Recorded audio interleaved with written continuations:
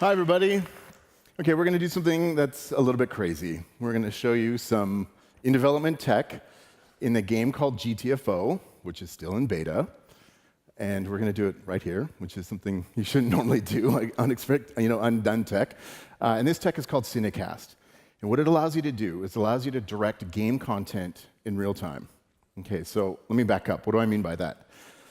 We've been thinking about this problem for a long time. Cinemachine solves the problem of how you cinematically have a relationship between the subject and the camera. And we figured that out. But the next step is like not a synthetic camera operator, but how do you do a synthetic director?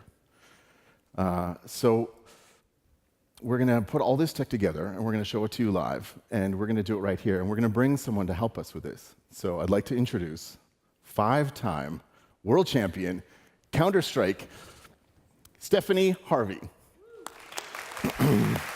Exciting. Hi. Hi, Stephanie. Thank you, Adam. All right, so here's what we're going to do. We're going to play a game of GTFO, and I'm going to cast it live using CineCast.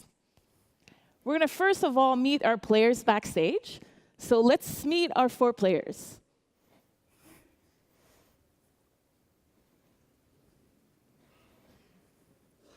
All right, so we have Svante, Mike, Simon, and Ashley. You guys ready, Ashley, and all? Yeah? Okay, so let me recap what's going to happen. These guys are going to play live backstage. Stephanie's going to be driving CineCast, switching cameras, and we're going to stream this all live right now. Are you ready? I mean, I'm ready. It's not my tech. What could go wrong? Let's do this.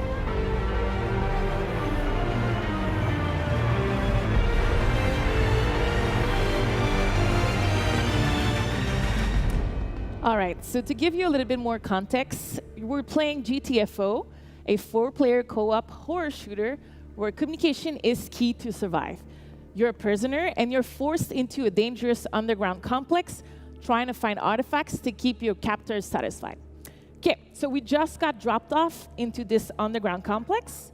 As you can see, we have our 4 players here, and they are exploring their map. They have no idea where the enemies are at the moment, but they all have 4 specific tools that can help achieve that objective. Their current objective is to find Zone 11, and we have different tools in this game to do a little bit of co-op. Ashley, for example, has a lot of trip mines. Mike has a glue gun. Simon has a turret. But let's focus on Svante, because he seemed to be our leader at the moment. We seem to need a blue key card He's moving forward. OK, so Svante just found a code, and he's giving it to Simon. OK, so this just happened. It allows us to see the next objective. They use a co-op mechanic to enter the next objective, which is here on the map. So Svante just used his mapping device. It allows us to see in the next room if there is enemies.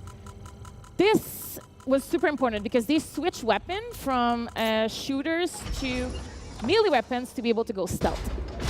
They're currently staying in that door in the bioscan because it allows them to open that security door.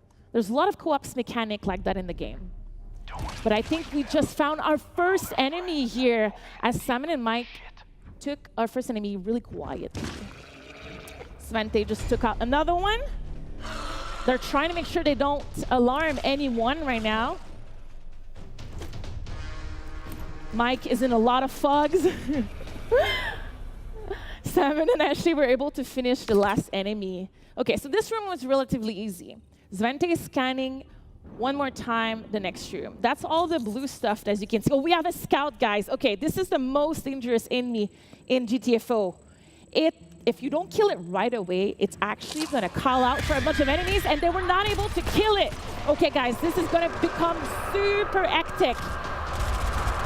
Every player needs to use their tools really efficiently. You can see Ashley is currently putting down some trip mines, as Simon also seems to be putting his turret. We have our first strip mine that exploded. Mike used a glue gun to slow down the enemy. Seems to me like they're in control. Our 4 players are fighting forward. A lot of enemies have been called. This was from their mistake because they let the scout call the alarm. We have 2 players that go down simultaneously at the same time. Can't even speak anymore. Ashley moves forward. She should go back and revive her teammate. Ashley, don't go down. We have 1 teammate alive, Simon. Is he going down, guys? I think he just went down, yes. The mission has been failed, guys.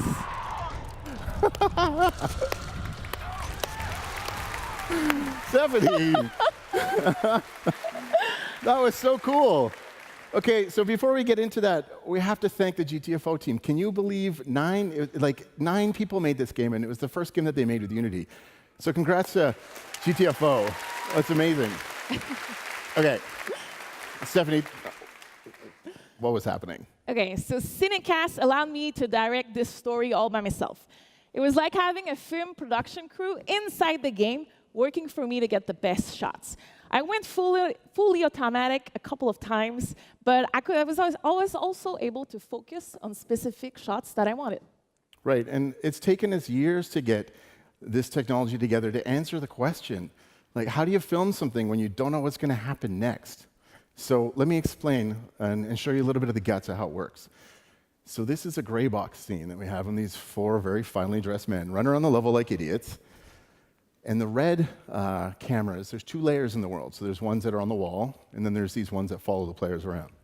And the blue lines are raycasts. So each camera is checking to see who it can see. And if a camera can see something, then it's valid. So if you look at the left of the screen, you can see the cameras, the visibility coming on and off. And then when a camera is visible, we move it to the right side, and this is where we do a shot evaluation, and we give a score, like how good is this shot for this given time? And then when it gets really interesting is up top.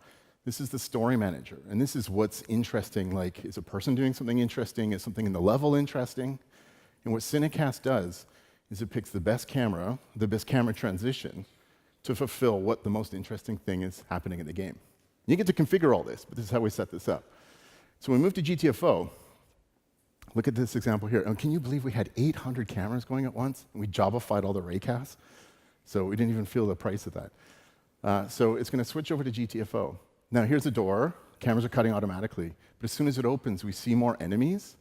So that's more interesting. So we cut to a wider shot to get all that stuff in. And all of these edits are happening dynamically. That's a little foreshadowing of the player because he's a high-importance player. So we cut to him so we can see him ahead of time.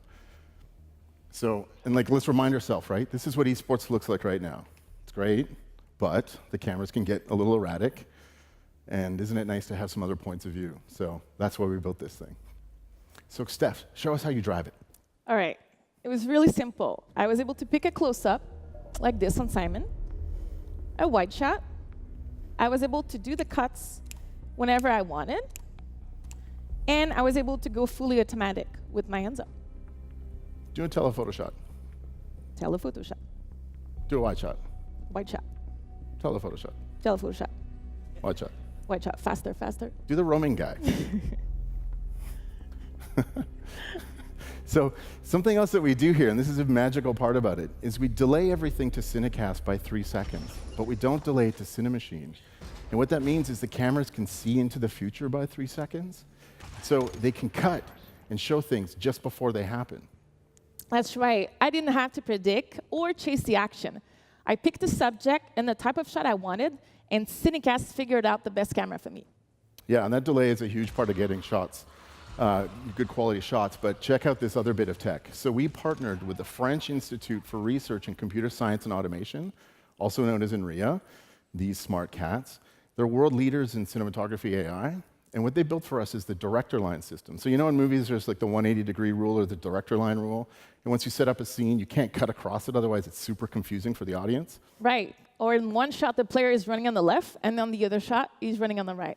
Yeah, it's disorienting. So we fixed that, and we have that in there. So like, this is cinematography 101, and it's not just the director line. We check for jump cuts, we preserve heading, and we check for screen space continuity of subject on screen size. So it's like CineCast went to film school. All right. So this is all cool stuff, but let's talk about how we can use this technology, because that's what I'm excited about. So say you're on a dev team and you've got to make cutscenes or game trailers. Well, this gives you a huge head start. And if you're doing replays, you may know how hard replays are, right? Because the user has control. We don't know what's going to happen next. So CineCast is designed to handle these kinds of problems. And for esports, I don't know if you know, guys, but gaming is so big, it has surpassed the movie industry in revenues and the sports industry in viewership. Which is crazy. It is crazy. And CineCast allows dev team to have a spectator mode right from the start. It's actually something that I didn't even think was possible before meeting your team. In esports again, Battle Royale modes are super popular, and I think CineCast can be a game changer for it. So many teams are trying to get into this space, and a spectator camera and a Battle Royale mode is super hard to understand. Yep. When you have 128 players playing at the same time on the same server, you can miss a lot of the action, and it can be really confusing and chaotic. Yep. Well, CineCast opens that door to fixing that exact problem. It's mind-blowing. And we know what you saw wasn't perfect, but it's game on. And we're building this stuff, and we're not done. And we want to work with you. So if you're interested in this, let's connect. Let's make something great. Thank you. Thank you, guys.